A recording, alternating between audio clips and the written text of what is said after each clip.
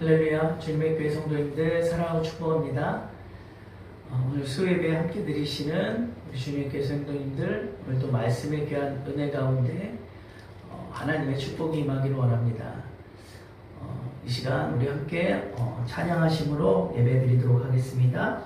찬송가 309장 드리시겠습니다. 309장입니다.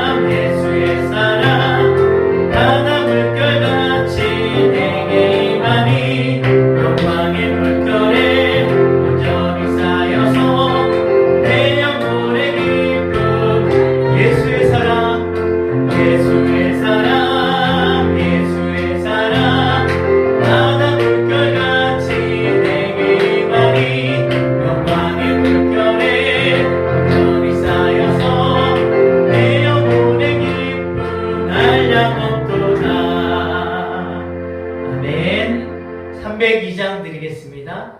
302장입니다.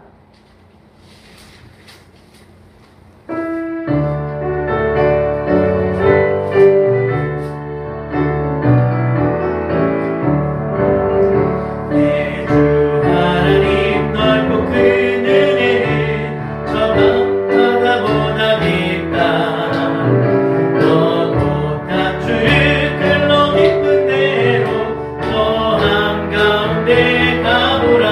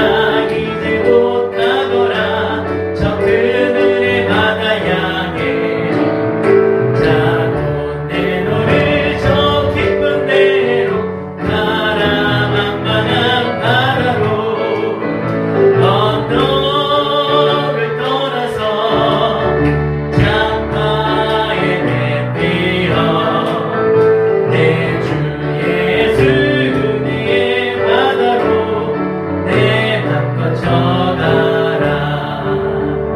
아멘. 우리 299장 한 장 더 드리겠습니다. 299장입니다.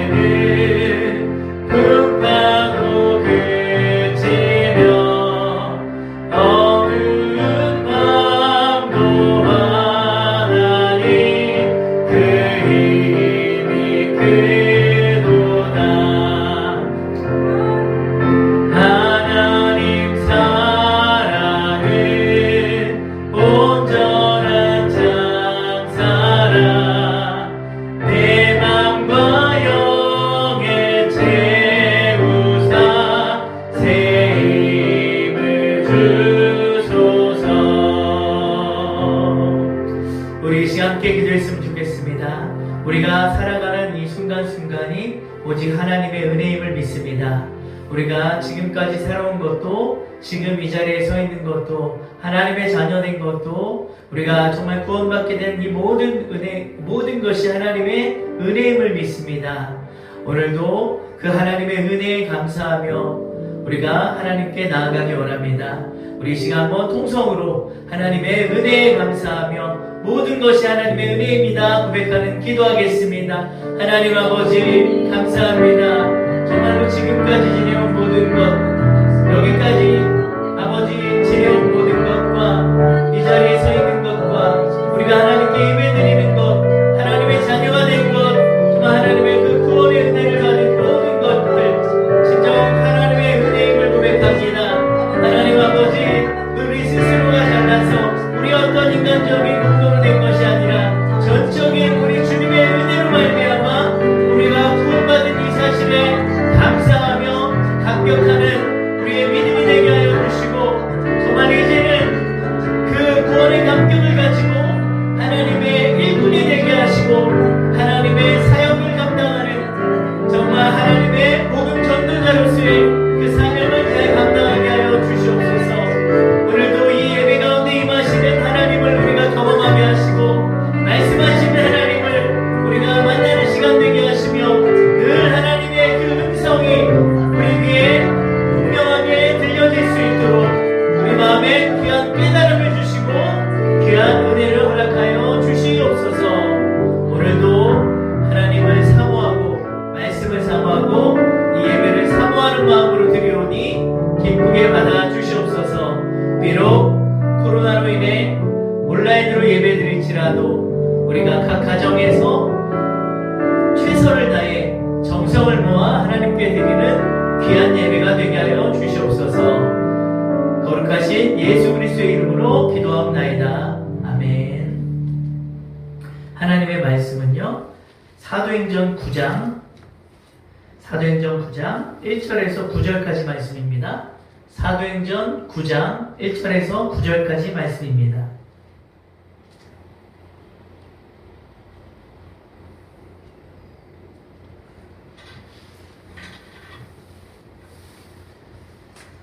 자, 우리 한 절씩 교독하시도록 하겠습니다. 사울이 주의 제자들에 대하여 여전히 위협과 살기가 등등하여 대제사장에게 가서 다메섹 여러 회당에 가져갈 공문을 청하니, 이는 만일 그 도를 따르는 사람을 만나면 남녀를 막론하고 결박하여 예루살렘으로 잡아오려 함이라. 사울이 길을 가다가 다메섹에 가까이 이르더니 후련히 하늘로부터 빛이 그를 둘러 비추는지라. 땅에 엎드러져 들음에 소리가 있어 이르시되 사울아 사울아 네가 어찌하여 나를 박해하느냐 하시거늘 대답하여 주여 누구시니까 이르시되 나는 네가 박해하는 예수라. 너는 일어나 시내로 들어가라. 내가 행할 것을 내게 이를 자가 있느니라 하시니 같이 가던 사람들은 소리만 듣고 아무도 보지 못하여 말을 못하고 서 있더라. 사울이 땅에서 일어나 눈은 떴으나 아무것도 보지 못하고 사람의 손에 끌려 다메섹으로 들어가서 다같이요 사흘 동안 보지 못하고 먹지도 마시지도 아니하니라. 아멘. 할렐루야.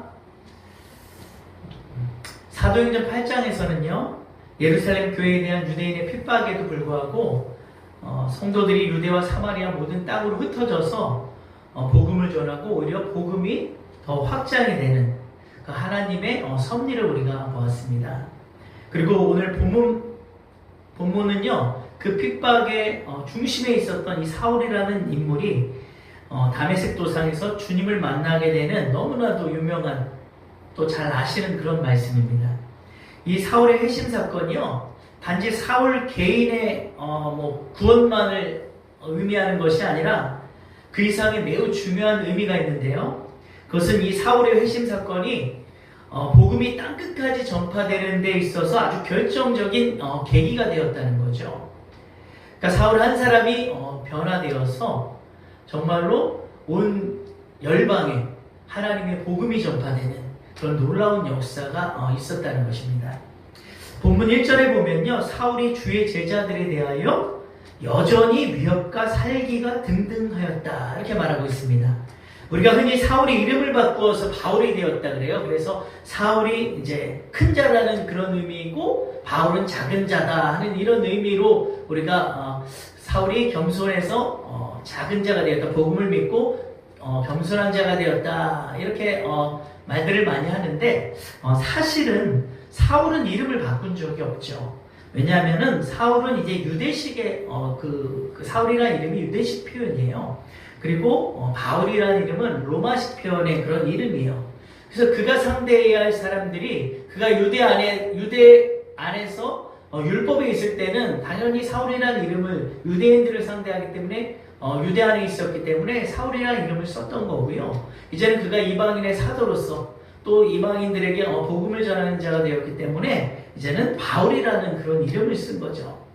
자, 그래서 사울이 바울 되었다는 것은요, 이름이 바뀐 것이 아니라 그동안 유대주의자로 율법에 아주 철저했던 이 사울, 바리새인 중에 바리새인이었던 이 사울이 이제 주님을 만나서 복음을 받게 되고 이방인의 사도인 바울이 되었다. 이런 의미로 우리가 생각을 해야 되겠죠. 자, 그리고 1절에 나오는 단어들을 우리가 집중할 필요가 있는데요. 여전히, 위협, 살기, 등등하여 이런 단어들이 나오죠. 기독교를 탄압하기 위해서 얼마나 이 사울이 대단한 열심을 보였는지 이 한 문장을 통해서도 우리가 알 수가 있죠. 그래서 여기서 살기라는 말은요, 살인이라는 이런 의미가 있어요. 물론 사울이 개인적인 살인 의도에서 예수 믿는 자들을 핍박한 것은 아닐지라도 그가 자기의 이 종교관에 의해서 예수 믿는 이단자들을 처형하는 것이 마땅하다고 여겼다는 것이죠. 그런데 그런 마음이요 여전히 있다는 것은 여전히 있다고 하죠. 여전히 있다는 것은 사울 속의 이 교회에 대한 이 적개심이 아주 몸에 배어 있다는 거예요. 그리고 그 마음이 사그러들지 않고 계속해서 지속적임을 보여주는 말이 바로 이 여전이라는 말이에요. 그래서 그리스도인들에 대한 이 살기와 위협이 마치 그의 성격과 같고 그의 심장 속에 아주 가득했다는 거예요. 그러니까 일시적이 아니라 그는 본래부터 그러한 기질이 있었다는 거죠. 본래부터 그 예수 믿는 자들을 잡아 죽이려는 오직 하나님을 위한 일이라는 그 명목하에 예수 믿는 자들을 잡아 죽이려고 하는 그런 아주 본래의 성격이 있었다는 거예요. 그것이 계속해서 유지되었다는 것이 바로 여전이라는 이 단어의 의미입니다. 그래서 사울은 이제 스데반 순교 후에 잠잠해질 줄 알았던 이 예수 믿는 자들이 오히려 흩어져가지고 복음을 전하니까 아예 뿌리를 뽑아야겠다. 아주 씨를 말려야겠다 하는 이 핍박의 고삐를 늦추지 않은 거예요. 그래서 그는 대제사장에게 어떻게 합니까? 다메섹 여러 회당에 갈 이 공문을 요청을 하는 거예요. 한마디로 이제 이 사울이라는 자가 종교 경찰이 되어가지고 예수 믿는 자들을 체포할 수 있는 그 체포 영장을 발부받은 거죠. 자, 우리가 한번 2절을 한번 다 같이 한번 읽어볼까요? 시작. 다메섹 여러 회당에 가져갈 공문을 청하니 만일 그 도를 따르는 사람을 만나면 남녀를 막론하고 결박하여 예루살렘으로 잡아오려 함이라. 여러분, 예루살렘에서 다메섹까지 거리가요 한 200km 정도 돼요. 그러니까 사람이 걸어서 가게 되면 적어도 5일 이상을 가야 하는 그런 거리인데도 이 사울이라는 자가 그 먼 거리를 가서 다메섹으로 도망해서 거기서 예수 믿는 자들을 다시 예루살렘으로 잡아오려고 했다는 거죠. 여기서 이제 그 도를 따르는 사람들을 이제 잡는다는 것은 뭐냐면요. 그 도를 따르는 사람이라는 것은 이 도가 이제 길도자예요. 그래서 그 길에 서 있는 사람이라는 이런 의미가 있어요. 단순히 뭐 그 뒤를, 예수의 뒤를 따르는 사람이 아니라 이 예수라는 생명의 길 위에 확신을 가지고 아주 견고하게 서 있는 견고한 신앙의 사람들을 말하는 거죠. 그러한 사람들을 잡아오기 위해서 그 먼 거리를 체포영장을 발급받아가지고 지금 그 종교적 사울의 그 종교적 열심으로 인해서 그들을 잡으러 가는 그 모습을 보면서 와, 이 사람의 이 종교적 열심, 어떠한 잘못된 이 종교관과 그 광적인 충성심이 이렇게 될 수 있구나 하는 것을 우리가 깨달을 수가 있는 거죠. 그래서 많은 사람들이요, 흔히 신념과 신앙을 혼동할 때가 있어요. 자신이 가진 단순한 이 종교적 신념을요, 신앙이라고 착각하는 거죠. 하지만 신념과 신앙은요, 본질적인 차이가 있어요. 분명히 달라요. 신념은 자신이 가진 이 지식과 경험의 근거에서 갖게 되는, 그러니까 자신의 지식과 경험의 근거에서 갖게 되는 거예요. 근데 신앙은요, 오직 하나님의 은혜로 얻어지는 거예요. 그리고 신념은 그릇된 사실에 근거할 수 있죠. 지금 사울이 그렇잖아요. 그런데 신앙은 절대적인 이 진리에 근거한다는 거죠. 그래서 우리의 신념이요, 우리가 신념의 사람이 아니라 신앙의 사람이 되어야 돼요. 자신의 어떤 경험과 지식에 근거해서 내가 자의적으로 어떠한 사실을 확신하는 자가 아니라 오직 하나님의 은혜로 말미암아서 성령의 그 인도하심을 받고 조명하심을 받아서 진리를 깨닫고 믿는 그런 신앙의 사람이 되어야 되는 거죠. 내가 믿고 따르는 이 종교의 반대편에 서 있는 자들은 반드시 제거해야 된다 하는 이 사울의 신념이 얼마나 섬뜩하고 잔인합니까? 당시 그리스도인의 입장에서요, 생각해 볼 때 이 사울이라는 이 인물은요, 아마도 절대로 구원받을 수 없는, 아니 구원받아서도 안 되는 그런 악질 중에 악질이라고 생각을 했을 거예요, 이 그리스도인들이. 자, 그런데 중요한 것은 그렇게 종교적 신념에 사로잡혀서 사람을 잡아 가두고 또 처형하는 일에 이 앞장서서 위협과 살기로 가득했던 이 사울을요, 정말 구원받을 만한 건덕지라고는 단 1%도 없었던 이 사울에게, 이 극악무도한 이 살인자에게 바로 우리 예수님이 찾아가셨다는 사실이에요. 이게 중요해요. 오늘 본문에, 우리가 읽은 이 본문의 핵심은 예수님이 사울을 찾아가셨다입니다. 그것이 곧 하나님의 은혜라는 거죠. 다 같이 우리 3절에서 5절까지 한번 읽어볼까요? 시작. 사울이 길을 가다가 다메섹에 가까이 이르더니 호련히 하늘로부터 빛이 그를 둘러 비추는지라. 땅에 엎드러져 들음에 소리가 있어 이르시되 사울아 사울아 네가 어찌하여 나를 박해하느냐 하시거늘 대답하되 주여 누구시니까 이르시되 나는 내가 박해하는 예수라. 만약에요, 이 만남이, 예수님과 이 사울의 이 만남이 없었더라면은 사울은 결코 하나님의 일꾼 바울이 될 수 없었을 것이고요, 끝까지 주님의 대적자로 살다가 영원한 지옥의 그 형벌을 받을 수밖에 없었을 거예요. 주님의 대적자인 사울이요 하나님의 일꾼으로 이방인의 사도인 이 바울로 거듭날 수 있었던 것은 결코 뭐 스스로의 어떤 선택도 아니었고 그의 의지도 아니었고요. 오직 그를 선택하시고 사랑하신 바로 예수 그리스도의 전적인 사랑이었다는 거죠. 은혜였다는 거예요. 그 3절에 보면요. 다메섹 도상에서 예수님이 사울에게 어떻게 임하십니까? 빛으로 임하세요. 빛으로. 자, 그리스도인들이 있는 곳이라면 어디든지 막 찾아가서 핍박하고 유대 막 전 지역 예루살렘과 유대 지역뿐만이 아니라 지금 유대에서 200km나 떨어져 있던 이곳까지 와서도 이 그리스도인들을 잡아들이기 위해서 막 혈안이 되어 있던 이 사울을 예수님이 빛 가운데 만나 주셨다는 거예요. 여러분 같으면 사울 같은 자를 혹시 전도하고 싶으실까요? 뭐 여러분은 신앙이 좋으셔서 혹시 뭐 스테반 같이 그런 너그러운 마음으로 뭐 찾아가실 수도 있을지 모르시겠어요. 용서하시고. 근데 저는 아직 신앙이 많이 부족해서 할 수만 있으면 아마 이러한 자하고 저는 맞서 싸울 것 같기도 해요.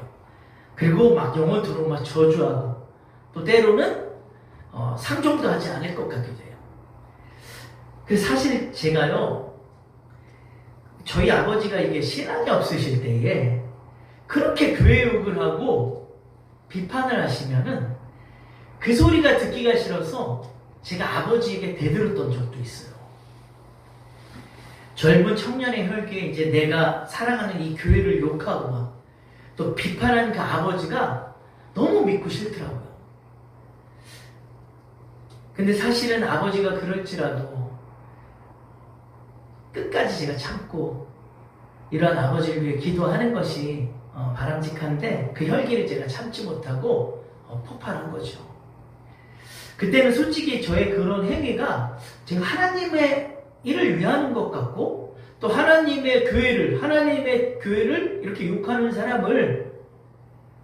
사람에게 대드는 것이 제 나름대로 그게 정당방위라고 생각을 한 거예요. 정당한 일이라고 생각을 했어요.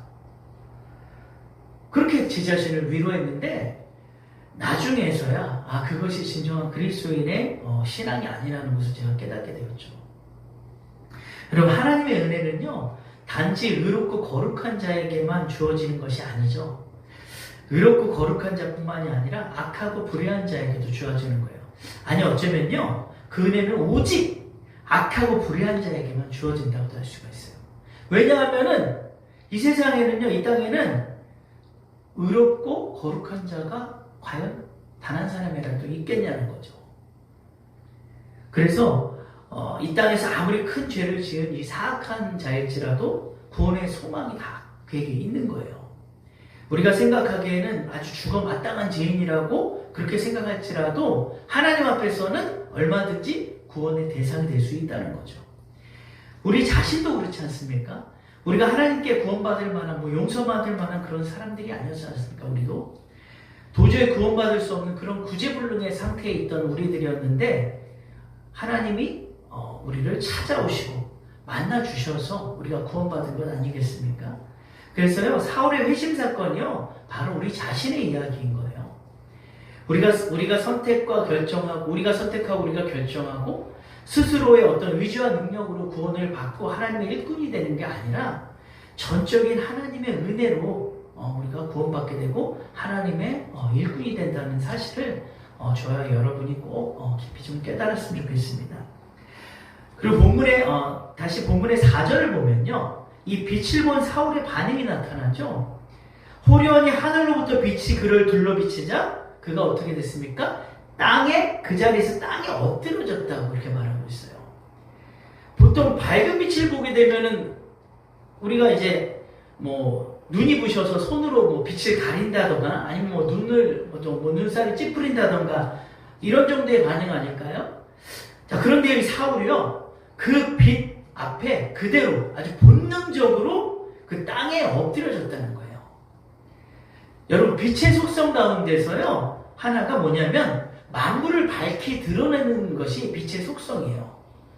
자, 그렇다면 사울은요, 이 세상의 빛으로 오신 이 예수님 앞에서 그동안에 어떤 자신의 더럽고 추악한 이 죄악상, 그리고 자신의 그 죄인됨이 밝히 드러나는 이 순간에 땅에 엎어질 수밖에 없는 거예요. 본능적으로 정말 그 밝으신 주님 앞에 죄인된 이 인간은요, 꼬꾸라질 수밖에 없다는 거죠.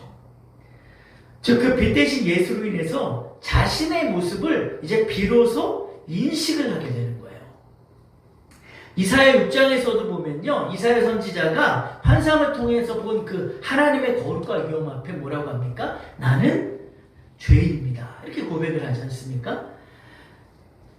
제 아무리 잘나고 똑똑하고 또 능력이 많고 천하에 어떤 자를 할지라도요, 하나님의 그 밝은 빛, 예수님의 그 찬란한 영광의 빛 앞에서는요, 땅에 엎드려질 수밖에 없다는 거예요. 그래서 자신의 그 죄인됨과 자신의 어떤 그런 추악한 모습을 하나님 앞에 고백할 수밖에 없다는 거죠. 그리고 이 땅에 엎드러진 사울이요, 그 다음에 하나님의 소리를 들어요. 즉 하나님의 이 거룩한 빛 앞에 자신의 죄를 인식하고 땅에 엎드러지고, 그때부터 이제는 하나님의 음성, 곧 하나님의 말씀의 그 인도를 받게 된다는 거죠. 그리고 나서는 하나님이 주 예수님께서 이제 그의 이름을 부르는데 사울아 사울아 이렇게 불러요. 보통 성경에서 이름을 거듭해서 이렇게 두 번 부르는 경우가 있어요. 뭐 마르다야 마르다야 이렇게 부를 때도 있었고요. 또 시모나 시모나 이렇게 부를 때도 있어요. 그리고 또 예루살렘아 예루살렘아 이렇게 부를 때도 있었어요.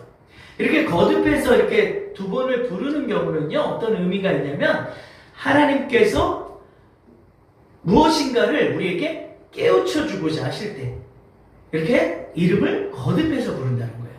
하나님의 그 뜻깊은 가르침을 전달하실 때 그렇게 우리 이름을 두 번씩이나 이렇게 연달아 이렇게 부르신다는 거죠. 즉 이 부르심에는요, 어떤 의미가 있습니까? 사울을 향하신 예수님의 사랑과 관심이 있음을 우리가 알 수가 있어요. 그래서 영적으로 아주 깊은 잠에 빠져 있고 정말 심판의 낭떠러지에 떨어질 수밖에 없는, 이대로 두면 영원한 지옥에 떨어질 수밖에 없는, 영원한 심판에 이를 수밖에 없는 이 사울을 향해서 예수님께서 사랑의 음성으로 그를 불러서 사울아 사울하고 깨우셨던 거죠.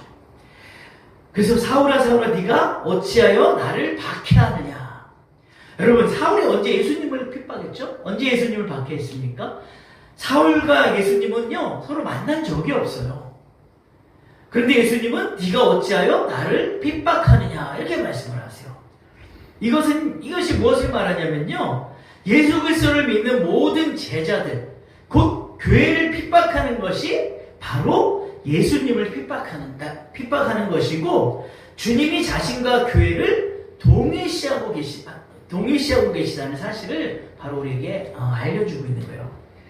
그래서 여러분, 누군가가 교회를 핍박하고 비난하고 욕하면요, 저처럼 제가 아버지께 그렇게 대들었던 것처럼 그렇게 대적하지 마시고 오히려 주님께 기도하시는 여러분 되시길 축복합니다. 굳이 내가 하지 않아도 주님이요 다 그 사람을 심판하시던지 아니면 직접 만나 주시던지 그분이 친히 하시는 거예요. 우리는 그저 기도만 하면 되는 거죠. 그래서 스데반의 순교가요 괜히 기록되어 있는 것이 아니에요. 그것이 바로 그리스도의 진정한 사랑이기 때문에 정말 그 돌을 맞아 죽으면서까지도 그 돌을 들어 자기를 친 자들에게 대응하지 않고 오히려 그들을 위해서 정말 기도했던 이 스데반의 모습이 우리에게 귀한 교훈을 주고 있는 거죠. 그래서 여러분, 돌 날라오면요, 혹시 안티크리스찬들로 인해서 돌이 날라오면 그냥 맞고 계세요. 그냥 맞고 있다 보면요, 하나님이 그에게 직접 심판하시던지 아니면 그를 직접 찾아가셔서 그를 변화시키던지 하나님이 하실 것입니다. 그러니까 여러분들이 굳이 거기에 맞대응하실 필요가 없는 거예요. 그러면 그 사람들과 우리는 결국 똑같은 수준밖에 되지 않는 거죠. 그래서 오히려 나를 핍박하는, 박해하는 자들을 위해서 우리가 기도할 수 있는 그런 성숙한 그리스도인 되시기를 축복합니다. 자, 그럼 5절에 보면요, 사울이 주여 누구십니까? 당신 누구시니까? 이렇게 묻습니다. 사울이 바로 주여라고 칭한 것이요. 단순히 그냥 존칭의 의미가 아니에요. 지금 자기 앞에 나타난 이 존재가 하나님 내지는 주의 사자일 것이다. 그가 생각한 거죠. 그래서 그것을 직감한 사울이 주여라고 말했던 거예요. 자, 율법에 익숙해 있던 이 사울이요. 자신이 열심히 행하는 그 그리스도인들에 대한 이 탄압이 하나님 앞에 올바른 일이라고 생각했을 거 아니에요. 분명히 그는 그리스도인들을 탄압하는 일이 하나님 앞에 올바른 일이라고 분명히 생각했을 거예요. 그 일을 여전히 수행하고자 이제 다메섹을 향해 발길을 재촉하던 중에 갑자기 하늘로부터 막 빛이 보이고 또 막 음성이 들리고 소리가 들려올 때 이 사울이 얼마나 당황스러웠겠습니까? 여러분, 사울을 변화시킨 직접적인 원인이 무엇이라 생각합니까? 그 자신이 막 심사숙고해가지고 그가 그렇게 변화가 된 것입니까? 아니에요. 예수님이요, 그의 삶에 주도적으로 역사하셨다는 거예요. 개입하셨다는 거예요. 다시 말씀드리지만요, 우리가 주님을 믿는 것은요, 내가 내 자아를 막 성찰하고 내적인 어떤 숙고를 통해서 그렇게 해서 우리가 믿은 게 아니라는 거예요. 전적으로 주님이 나에게 찾아오셨기 때문에 우리가 믿을 수 있다는 거죠. 그리고 6절을 보면 예수님께서 사울에게 일어나서 이제 성으로 들어가라. 이렇게 성으로 들어갈 것을 이렇게 명령하시면서요. 성으로 들어가면 그에게 행할 것을 이룰 자가 있을 것이라고 이렇게 말씀을 해주세요. 이것도 뭘 의미할까요?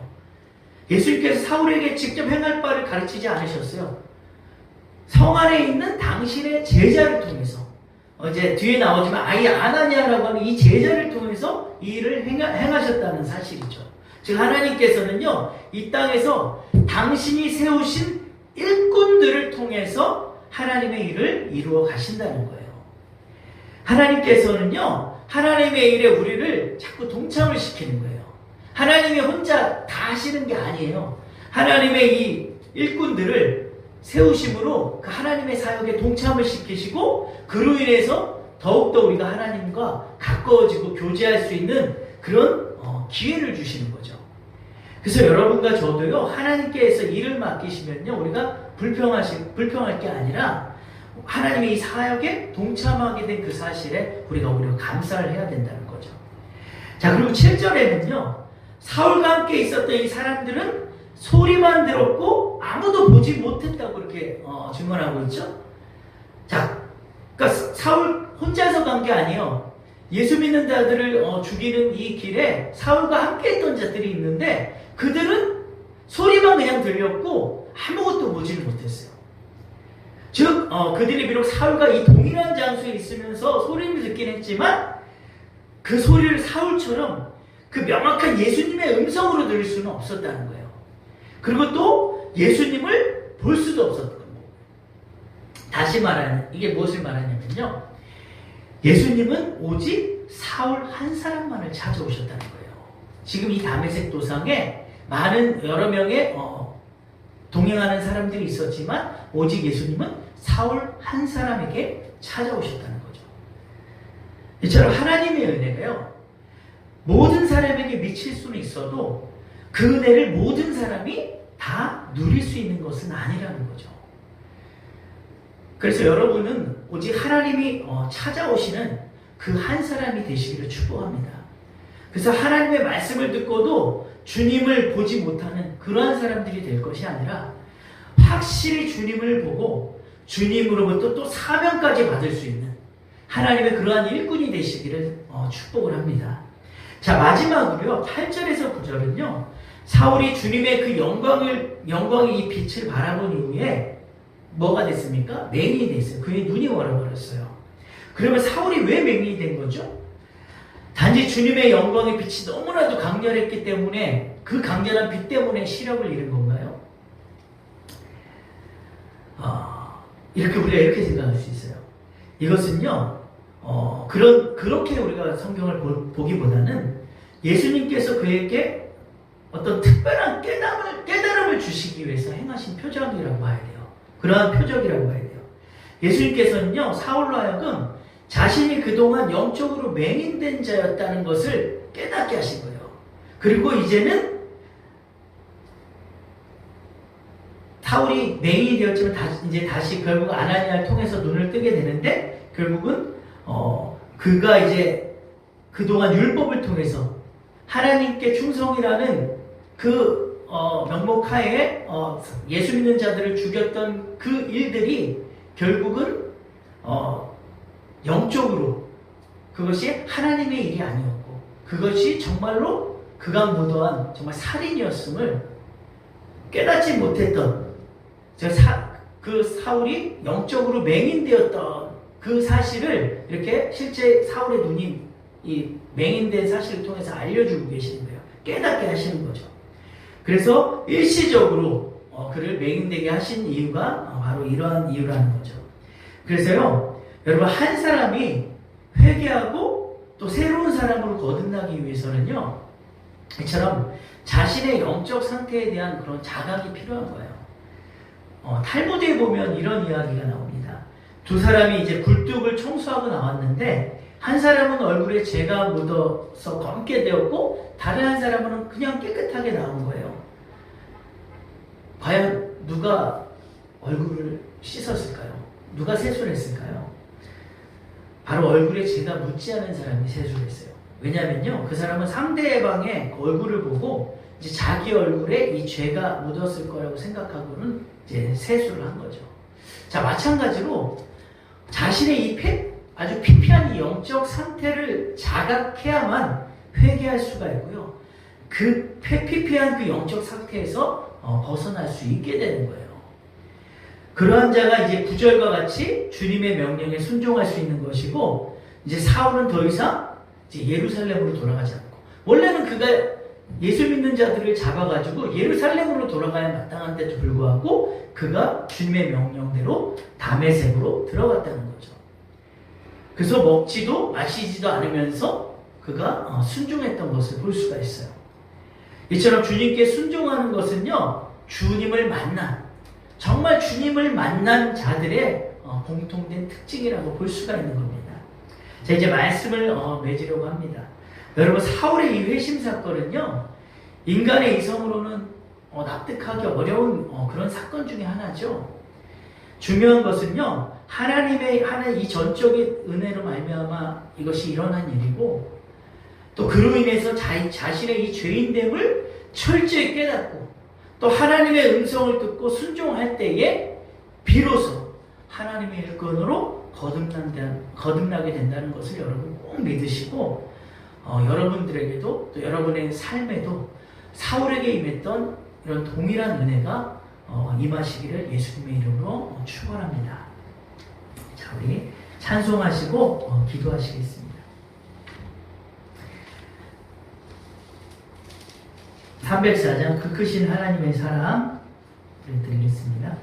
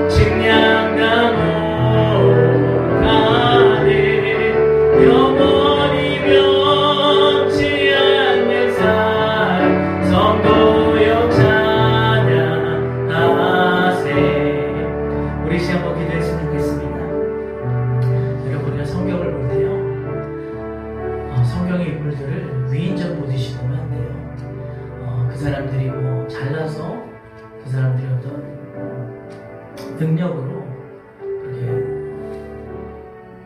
신앙의 길을 걸었던 것이 아니라 전적인 하나님의 은혜가 있었기 때문에 우리가 사도 바울을 볼 때도 사도 바울 참 인간적으로 너무 훌륭하죠. 믿음의 정말 선배이지만 이 모든 것의 시작점이 전적인 하나님의 은혜였다는 거예요. 예수 믿는 자들 다 핍박하고 가두고 죽이고 정말 어떻게 보면 살인자였어요. 정말 영원히 지옥에 떨어질 수밖에 없는 그런 자였어요. 그런 자였음에도 불구하고 오직 하나님의 은혜가 있었기 때문에 우리가 구원받을 수 있었고 또한 이방인을 위한 하나님의 사도가 될 수 있었다는 거죠. 그래서요 우리는 오직 성경을 볼 때에 성경의 어떤 그 인물들의 그 신앙에 집중하는 것보다는 그 인물들을 이끌으셨던 하나님의 은혜를 우리가 더 깊이 묵상해야 될 줄 믿습니다. 그래서 여러분 우리가 한번 이 시간 기도했으면 좋겠습니다. 정말 이 사울의 이야기가 우리 자신의 이야기 아닙니까? 우리도 이 사울과 같이 정말 하나님 보시기에 정말 구원받을 수 없는, 용서받을 수 없는 그런 인간들이었음에도 불구하고 하나님의 은혜로 우리가 구원받게 되었고 여기까지 오게 된 건 아니겠습니까? 그러한 마음으로, 그러한 심정으로 우리가 이 시간 한번 기도했으면 좋겠습니다. 하나님 감사합니다. 우리를 만나주셔서 감사합니다. 하나님이 우리 삶 가운데 찾아오지 않으셨더라면 우리는 아마 지금도 영원한 정말 지옥의 그 형벌을 면할 수 없는 그러한 사람들, 그러한 인생으로 살았을 텐데 하나님이 우리 인생 가운데 찾아오심으로 우리를 만나 주심으로 우리가 이 놀라운 은혜를 받게 되었습니다. 우리가 이 사실에 너무나도 감사해서 우리가 하나님께 기도합니다. 우리 주여 한번 부르시고 기도하겠습니다. 주여 하나님 아버지 감사합니다.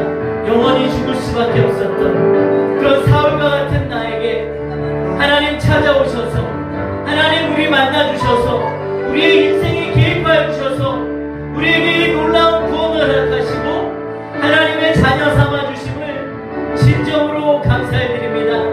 하나님 아버지 정말로 우리는 정말 주님이 찾아오지 않으셨더라면 하나님이 우리를 만나주지 않으셨더라면 세상의 그 어떤 사람과 다를 바 없고 세상의 그 아버지 저주받은 인간들과 아버지 그 죄악된 사람들과 다를 바가 없는 추악한 정말 그러한 아버지 정말 우리들이었건만 하나님이 우리를 찾아와 주심으로 우리에게 특별한 그 은혜를 베풀어 주심으로 우리가 이렇게 하나님의 자녀가 될 수 있고 하나님의 사람이 될 수 있음을 진정으로 감사와 찬송을 올려드립니다.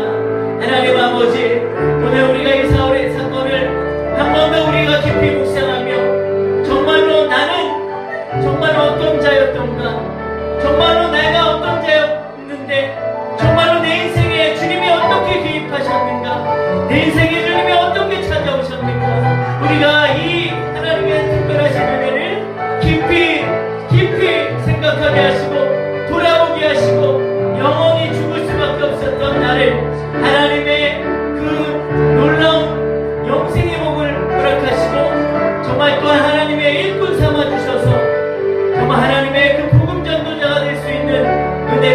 하심을 진정으로 감사드립니다. 우리가 정말로 날마다 이 은혜를 망각하지 않게 하시고 헛되이 받지 않게 하시고 감사하며 기뻐하며 하나님 정말 살아갈 수 있도록 도와주시옵소서. 하나님 감사합니다. 우리 또 한 번 기도할 것은 정말로 하나님의 은혜를 입은 자의 공통된 특징이 하나님을 향한 순종이라 하였습니다. 정말 우리가 이 사울이 주님을 만나고 나서는 정말 예루살렘으로 돌아가지 않고 다메섹으로 들어가 정말 하나님께 순종하였던 것처럼 그가 금식하며 하나님께 나아갔던 것처럼 우리가 정말로 하나님께 순종하는 사람들이 되길 원합니다. 하나님의 은혜를 입었다고 고백하면서 하나님께 순종하지 않는 정말 그것은 너무나도 모순된 신앙임을 우리가 깨닫기 원하고 오직 은혜를 입은 자답게 하나님의 그 특별하신 은혜를 입은 자답게 우리가 날마다 삶에서 순종하며 나아갈 수 있도록 우리를 인도하여 주시옵소서. 우리가 또 이러한 결단을 할 수 있도록 하나님 우리가 순종하는 사람이 되겠습니다. 하나님의 이 은혜를 입은 자로서 오직 하나님의 말씀에 순종하는 사람이 되겠습니다. 이러한 마음으로 또 한번 기도하겠습니다. 주여 하나님의 은혜를 입고 정말로 하나님의 그 빛에 정말로 엎드러진 자는 하나님의 음성을 듣게 되고 하나님의 말씀을 듣게 되어 결국은 하나님께 순종할 수밖에 없다는 이 사실을 우리가 가슴 깊이 깨닫게 하시고 정말 그대로 나아가는 신앙을 되게 하여 주시옵소서. 하나님 정말로 하나님께 우리가 회심하였습니까? 정말 우리가 제약된 세상에서 돌이켜 주님의 자녀로 살기로 회심하였습니까? 그러면 이제는 전적으로 하나님의 말씀에 순종하는 삶이 되게 하시고 오직 하나님의 뜻을 이루며 가는 사람들이 되게 하여 주시옵소서. 하나님 우리가 말로만 하나님의 은혜입니다 할 것이 아니라 정말로 그 은혜를 받은 자답게 순종하며 살아가는 우리의 신앙이 되게 도와주시옵소서. 하나님 정말로 하나님의 음성을 듣게 하소서. 하나님의 이 말씀의 음성을 듣게 하시고 그 말씀의 음성대로 살아가는 자들 되게 하여 주시옵소서. 하나님 우리의 신앙이 정말로 초보의 단계에 있지 않게 하시고 이제는 하나님 정말로 말씀의 인도함을 받고 순종하는 그 단계까지 이르게 하여 주시옵소서. 하나님 사울이 주님을 만나기 전에는 자기의 의지와 자기의 혈기대로 자기의 아버지 그 열심대로 하나님의 뜻과 상관없이 예수 믿는 자들을 핍박하고 죽이는 일에 앞장섰다면 정말 주님을 만난 바울은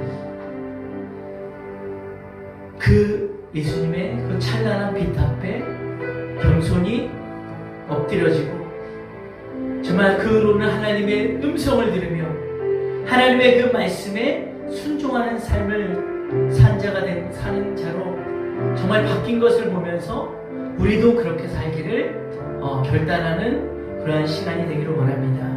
하나님 아버지 하나님의 은혜입니다 말로만 고백하는 것이 아니라 우리가 하나님의 말씀의 그 음성을 통해 그 소리를 통해 그 말씀 그대로 순종하는 우리의 삶이 되게 하여 주시옵소서.